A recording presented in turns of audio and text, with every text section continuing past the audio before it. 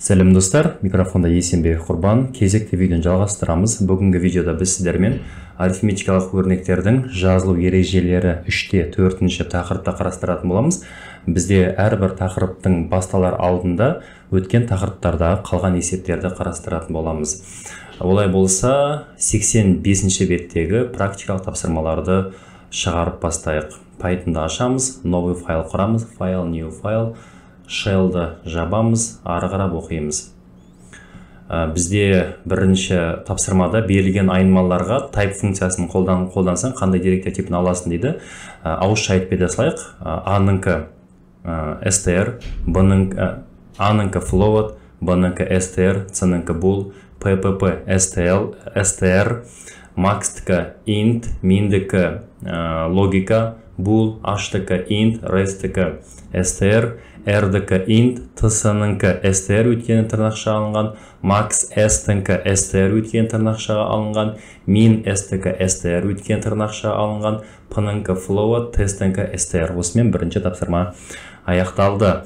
Екінші тапсырма ұзындығы L миллиметрде берілген ұзындықты километр, метр, сантиметр және миллиметрге өрнектейтін программа жаз дейді. Біз осыған ұқсаған есептерді сіздермен шығарған болатын біз. Бұл жолы біз сіздермен ол жерде секунд берілген, секундты сағат, минут, секундқа айналдыру керек болған еді. Соған ұқсас есеп екен. Бұл жерде бар болғаны миллиметрді километрге айналдыру керек, оны метрге, сантиметрге, миллиметрге айналдыру керек. Бізде мынандай бір кішігірім подсказка бар. Миллиметрді миллионға бөлетін болсақ километр шығады екен, миллиметрді мыңға бөлетін болсақ метр, миллиметрді онға бөлетін болсақ сантиметр шығады екен. Осы подсказканы пайдалану арқылы біз мына есепті шығарып тастайық. M тең int input. Ескертеміз оған миллиметр енгіз деп. Миллиметр енгіз. Миллиметр енгізді. Одан кейін біз оны аламызда бірінші километрге айналдырамыз. Километр тең миллиметрді бөлеміз миллионға. 3, 4, 5, 6. Яғни миллионға бөлгенде бізде километр шығады. Енді сол миллионға бөлгендегі міндетті түрде қалдығын алып отыратын едік. Ол үшін бүйтеміз тең. То есть миллиметр. тең процент миллион. 4, 5, 6. Яғни қазір бізде принтқа, экранға километр өтір километрге тең деп айтайық. Ранға жібереміз. Run модуль. Окей. Сақтаймыз. Жіберілетін санды алайық. Ctrl-C, Alt-Tab, санды енгіз. Ctrl-V. Бізде қазір міне 1 километр дейді. Біз задыны оның миллиметрдегі қысқартылған мәнін, яғни өз-өзіне бөлу арқылы қалдығын алып қойдық. Енді біз табуымыз керек метрді. Жаңа подсказкада айтқан болатынбыз, мыңға бөлетін болсақ, бізде метр шығады деп. Аталған M тең миллиметр бөлу мың, яғни мыңға бөлетін болсақ, бізде метр шығады екен. Сөйтеміз өтір M тырнақшаға M деп жазамыз. Яғни мыңға бөлгендегі қанша метр қалды? Бізде қазір 1 километр 12 метр деп айту керек. Вот міне 1 километр 12 метр деді. Енді осы тең процент мың дейміз. Яғни бүтін бөлу кетіп қалды. Енді қалғанда қанша еді деп. Біз сантиметрге бөлу үшін оны 10-ға бөлеміз деп айттық. Сантиметр SM тең бөлу 10. Яғни 10-ға бөлсек сантиметр шығады. Аржағында қалдығын алу үшін тең процент 10 дей саламыз. Сонда біз экранға шығарамыз сантиметрді. Сантиметр өтір SM өтір. Бізде соңғы жауап бізде ді қалды. Ол бізде миллиметр. Өтір миллиметр. Барлығы дайын. F5-ті басамыз. Ctrl-V. 1 километр 12 метр, 55 сантиметр, 2 миллиметр дейді. Жауап толығымен аяқталды. Бұл есеп алдыңғы есептерге өте ұқсас еді. Үшінші тапсырма, екі таңбалы санның цифрларының қосындысы мен көбейтіндісін табатын программа құр. Бізде 89 натурал сан берілген. 89 натурал санды біз шашып тастауымыз керек. Біз мына нәрсеге мұқият болайық. Санның қандай жағдайда неше таңбалы екендеріне мұқият аударамыз. Мысалға 89 дейтін ол бізде позициялық сан 8 ондық 9 бірлік, яғни ондық дегенде оны 10-ға бөлеміз деген сөз. Int input сан енгіз. Екі таңбалы сан енгізді 5-ке өту керек, өйткені есепте біз екі таңбалы сан. J1 89-ның 8 деген санын алу үшін оны санды бөлеміз 10-ға, бүтін бөлігін аламыз. J2 дегеніміз соның қалдығын аламыз. Сол енгізген санның процент 10-ын аламыз. Яғни процент 10 деген всегда ол соңғы сан дегенді білдіреді. Принтқа бізге не деді? Екі санның көбейтіндісін, цифрларының қосындысы мен көбейтіндісін J1 қосылған J2, print J1 көбейтілген J2. Әрине, бұдан да басқа варианттар өте көп. Бізге осы қарапайым вариант жеткілікті. 89, 17 и 72 дейді. Бұл қарапайым есеп осымен аяқталды. Үй тапсырмасы деп бізге 3 таңбалы сан берілген екен. То же самый 8 аламыз, 8 жүздік. 8 жүздік дегенді ескеруіміз керек. Сонда біз оны аламыз да 100-ге бөлеміз. Сол кезде бізде бірінші таңба шығады. Одан кейін сан тең қалдығын алуымыз керек. Сан процент 100. Яғни процент 100. 100-ге бөлгенде қалды қанша қалады. Одан кейін J2-ні табамыз. Ары қарап уже бұл екі таңбалы сан болып кетті. Сол санды бөлемін 10-ға. И J3 сол санның процент 10-ын алам. И все. То же самый бұлда не сұрап тұр? Қосындысы мен көбейтіндісін қосамыз. J3-ті көбейтеміз J3-ті. И мұнда жаза саламыз J3 деп. Наверное, осы болады. 896 деп тексеріп көреміз. 896. 23-те 432 мінекей шықты. Санның таңбаларына байланысты ойната беруге болады екен. Осымен біздің бірінші үй жұмысына, практикалық сабағымыз аяқталды. Негізгі сабағымызды бастайық. Арифметикалық өрнектердің жазылу ережелері дейді. Бізге нені айтып отыр? Арифметикалық өрнектер, яғни Pythonда болатын айнымалармен болатын операциялар. Қайсы бірінші орындалады, қайсы соңында орындалады, көбейте аламыз ба, қоса аламыз ба, бөле аламыз ба деген сияқты арифметикалық операциялар. Бізге 4 қосылған 5 көбейтілген 7-ден 63 шығады дейді. Қарапайым математикаға салатын болсақ, біз білеміз приоритет бойынша бірінші көбейту орындалады. 7 5 35, 36, 37, так, 7 5 35, 35-ке қосамыз 4-ті, 36, 39, 39 шығу керек еді, бірақ мұнда 63 деп қойыпты. Мынау дұрыс варианты. Яғни бұл жерде былай қылып жіберген 4-ке 5-ті қосса 9, 9-ға 7-дің көші көбейтсе 63 дейді. Жоқ, бұл дұрыс вариант емес. Біз білеміз, бірінші математикада көбейту әрекеті орындалады. Дәл сол сияқты Pythonда да математикаға бағынышты. Приоритет бойынша қалай? Егер бірінші жақша плюсті орындағымыз келсе, онда 4 қосылған 5-ті жақшаға алатын едік. Сонда 9 шығады, 9 7 63, одан кейін 60 шығатын еді. Осы екеуінің екі түрлі мәнді шығару үшін жақша қоямыз. Ал егер жақша қойылмаған болса, онда приоритет бойынша бірінші көбейту орындалып кетеді. Орындалу реттілігін алатын болса, бірінші дәрежеге шығару, дәрежелеу, көбейту, бөлу, бүтін бөлігін алу, қалдығын алу, қосу, азайту, салыстыру, одан кейін меншіктеулер орындалады екен. Енді математикалық өрнек берілген, біз соны Python тіліне жазуымыз керек. Яғни бізге математикалық өрнек берілсе, біз дәл осылай Pythonға сала алмаймыз. Яғни математика тілінде сала алмаймыз, біз оны Python тіліне аударуымыз керек. Бірінші бұнда есептер келген кезде айнымаларды санаймыз. Бізде A, B, C деген айнымалы бар екен. A тең int input. Ескертеміз A енгіз деп. A енгіз, Ctrl-A, Ctrl-C. Ctrl-V, Ctrl-V, бізде болады B, бізде болады C. B, C. Мәндер берілі, енді X табамыз. X тең есептің алымы және бөлімі деген тақырыпты біз математиканы жақсы білеміз. Есепті осы екіге бөліп аламыз. Үсті бізде алымы, асты бізде бөлімі деп айтылады. Бірінші алымын жасаймыз. B қосылған, оны көбейтілген C азайтылған, 2 көбейтілген жақша A қосылған B бөлінген A көбейтілген C азайтылған 2 көбейтілген A. Мінекей әрекет орындалды. Осы print экранға X-ті шығара саламыз. Мысалға А, Б, С-ға мән берейік. 2, 5, 9 жауап осынша шығады екен. Яғни бізде оның жауабы беріп қойған. Біз оны өзімізше математикалық өрнек ретінде салдық.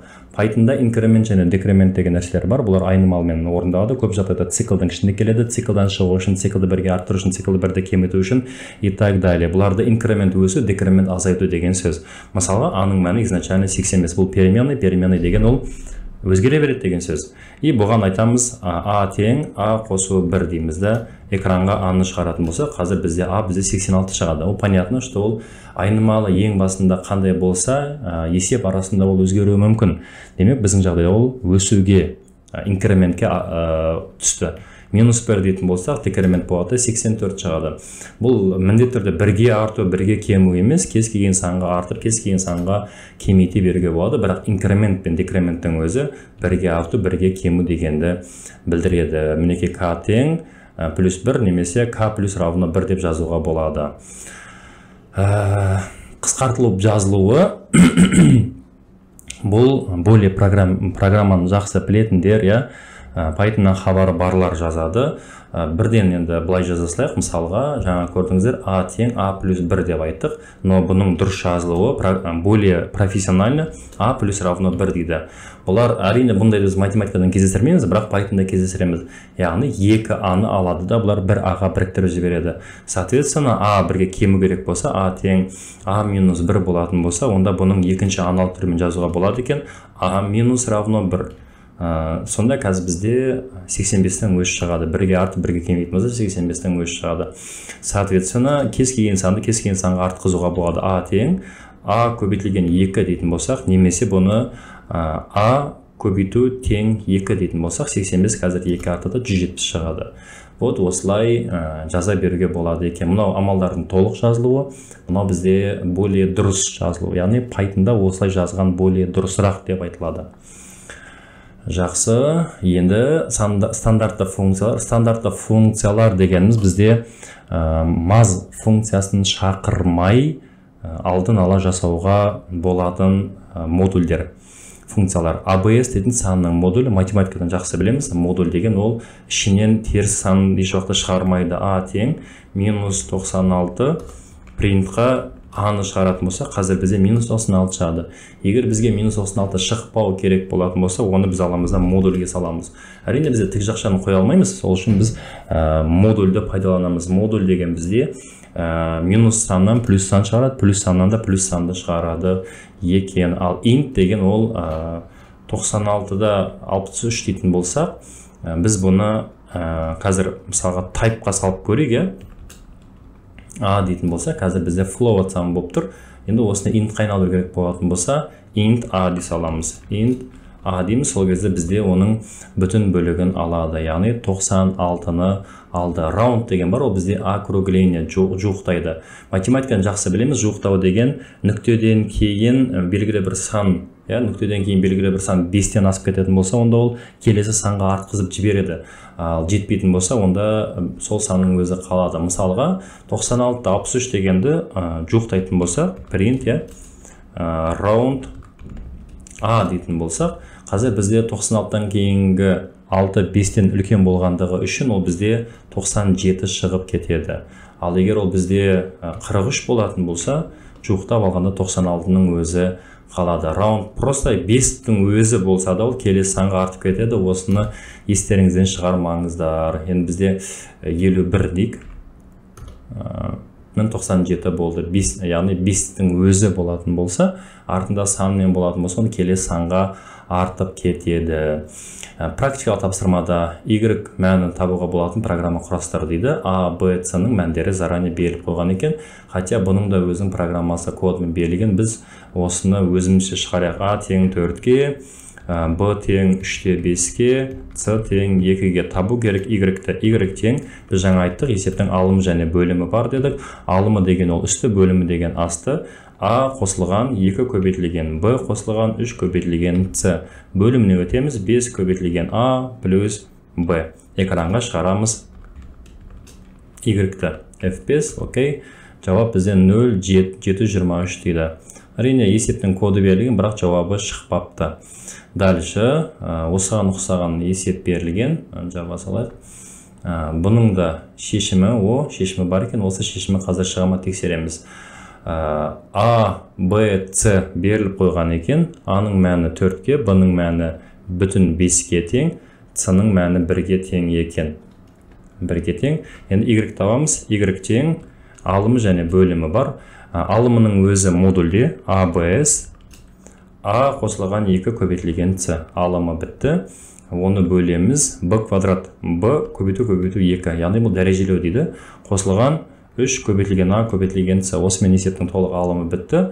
Оны көбейтеміз. Аға көбейтеміз. Жақшаны ашамыз. 3 қосылған. Жақшаны ашып жабамыз. 4 минус А-ның квадраты деген А көбейту 2 деген сөз. Осыны экранға шығарамыз. Print Y-ті. Сонымен жауап минус 5-те 837 шығады ма? Минус 5-те 837. Міне есеп тура кітаптағыдай шықты. Жақсы. Дальше тапсырмалар берілген екен. Бірден тапсырмаларды шығарып кете салып, төменде математикалық өрнектің программалау тілінде жаз дейді. Есептер өте оңай. Бұны біз бар болғаны А, Б, С-ға осы мәндер берілсін деп айта салайық. Y тең бізде А квадрат, А көбейту 2 ол А квадрат, қосылған Б көбейту 2, азайтылған 2 көбейтілген А көбейтілген Б. Экранға шығарамыз. Y-ті F5, окей. Мінекі есеп дұрыс. Бірінші есеп аяқталды. Дальше, дәл осылай берілген X пен Y көбейтеді екеміз. А мен Б бар. Мынаны X деп алайын. И мынаған Y деп алайын. Y тең 3 деп аласылайын. Табуым керек. Мен Z-ті табасылайын. Z тең X көбейтілген Y қосылған есептің алымы және бөлімі бар деп айттық. Есептің алымына А қосылған 4, бөліміне Б минус 4 деп аламыз. Сөйтеміз экранға общий Z-ті шығарасыламыз. Z, F5, окей. Есептің жауабы шықты. Үшінші есеп. X бар екен, A, B, T, Z бар екен. Жеге-жеге жазып, X тең 2-ке, одан кейін Y тең 3-ке, одан кейін A тең 4-ке, одан кейін B бар екен, B тең 5-ке, одан кейін T бар екен, T тең 6-ға, ойбай, не бітпей кетті, Z тең 9-ға. Табу керек Y1-ді дей салайық. Есепте алым және бөлім бар. Есептің бөлім алымы ABS, соның ішінде X квадрат, X көбейту 2, азайтылған 5. Есептің алымы бітті, бөліміне түсеміз. 3 көбейтілген Y, көбейтілген, жақшаны ашып жабамыз. Жақшаның ішінде 5 көбейтілген X, қосылған, жақшаны ашып жабамыз. 4 көбейтілген A, қосылған B көбейтілген T, азайтылған Z. Все, есеп бітті. Экранға шығарамыз Y1-ді. Окей, F5, Run. Все, есеп шықты. Последний есеп шығарамыз. X бар, Y бар және S бар екен. X тең 2-ке, Y тең 3-ке, S тең 4-ке. Табу керек Y1-ді. Но разница жоқ, Y1 ма, кез келген таба беруге болады. Дальше X қосылған 5 қосылған алымы және бөлімі Y бөлінген T көбейтілген, жақшаны ашамыз, 5 көбейтілген X минус C. Экранға шығарамыз Y1-ді. Print Y1 F5, окей. T табылмады дейді. T деген перемен X, Y, C. Тағы бір T бар екен. T тең 6-ға F5, окей. Вот есеп шықты. Осымен бірінші тапсырма аяқталды. Қалған тапсырмаларды келесі видеода шығара салмасақ, видеомыз ұзап кетті. Сіздермен бірге болған Есенбек Құрбан. Келесі видеоларда жүздескенше сау саламатта болыңыздар.